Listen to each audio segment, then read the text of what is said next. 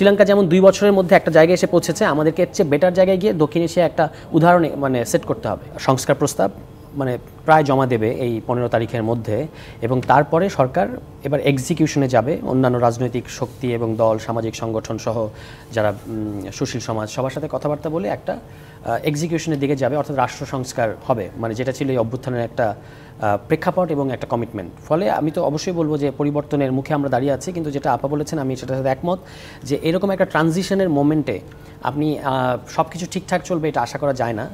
তার পাশাপাশি সরকারেরও কিছু ফার্মনেসের অভাব আছে, এটা অস্বীকার করা যাবে না।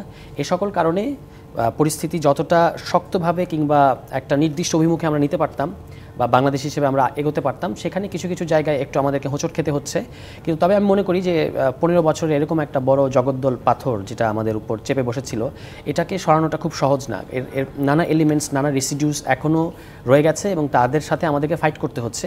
এর মধ্যে একটা প্রধানত হচ্ছে যে আগে সরকার এবং রাষ্ট্র একই সিন্ডিকেটের হাতে ছিল। এখন কিন্তু আমি মনে করি অন্তত যে রাষ্ট্রটা পুরনো আর সরকারটা নতুন, ফলে সরকারকে অনেক বেগ পেতে হচ্ছে অনেকগুলো কাজ করার ক্ষেত্রে। এমনকি আমলারা পর্যন্ত হুমকি দিচ্ছে অনেক সময় যে আমরা সরকার যদি আমাদের দাবি না মানে আমরা জানি কীভাবে মানাতে হয় ইত্যাদি হচ্ছে। এগুলোর ক্ষেত্রে কিছুটা বাধা আছে, কিন্তু জনগণ এবং অভ্যুত্থানের পক্ষের ছাত্রশক্তি, অভ্যুত্থানের পক্ষের রাজনৈতিক দলসমূহ, অভ্যুত্থানের পক্ষের সিভিল সোসাইটি, প্রত্যেকেই সবার দিক থেকে একটা কমিটমেন্ট আছে।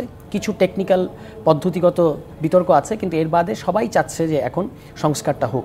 ফলে আমি মনে করি অবশ্যই আমরা অনেক দূর এগিয়েছি এবং আমাদেরকে এটা অনেক দূর এগিয়েছি বলে আত্মতুষ্টির সুযোগ নাই, আমাদেরকে এটা শেষ করতে হবে।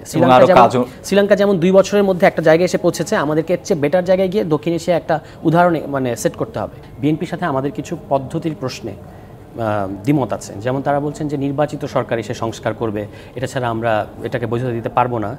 আমরা উল্টো বলছি যে এই যে সামনে যে নির্বাচিত সরকারটা আসবে, পরবর্তী নির্বাচিত সরকার, এটার বৈধতার ভিত্তি হবে সংস্কার এবং নতুন করে যে আপনি যে সংবিধান সংস্কার করবেন কিংবা একটা নতুন সংবিধান বানাবেন, যেটাই করেন এটা কিন্তু পরবর্তী নির্বাচন যে সরকারটা আসবে তার বৈধতার ভিত্তি, উল্টোটা না। হ্যাঁ, এখানে আরেকটা হচ্ছে নির্বাচন কিন্তু সংস্কারের কারণ না, নির্বাচন সংস্কারের ফলাফল, অর্থাৎ নির্বাচন বনাম সংস্কার করার কিছু নাই।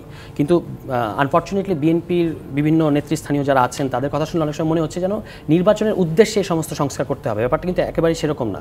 আপনি সংস্কার করবেন কারণ আমাদের স্টেট ইনস্টিটিউশনসগুলো ভেঙে ফেলা হয়েছে। একটু আগে আপা বলছেন, আমরা এটার সাথে একমত যে দল, সরকার, রাষ্ট্র সব মিলে একটা ক্রিমিনাল সিন্ডিকেটে পরিণত হয়েছে। এখন আমাদের স্টেট ইনস্টিটিউশনগুলো দাঁড় করাতে হবে। যখন আমরা এটা দাঁড় করাতে পারবো, তারপর হচ্ছে এটা 6 মাসে কি কিছুটা দাঁড় করানো গেছে না, কিছু এটা এত সহজ না। এটা যেটা আপা বলেছেন এবং আমরাও মনে করি এটা এত সহজ না। এখনও আমলাতন্ত্রে আমরা জানি যে তারা অনেক প্রোঅ্যাক্টিভভাবে আগে যেভাবে একটা কাজ করা তাদের প্রণোদনা ছিল, বিশাল ঘুষ পেতেন তারা প্রত্যেকটা কাজে, একটা বড় বড় প্রকল্প করতেন। এগুলো তো আমরা শুধু আওয়ামী লীগের নেতাদেরকে দোষ দিই, এই প্রকল্পগুলো ডিজাইন করে দিত কারা? সে আমলারা কিন্তু এখনো বহাল আছে।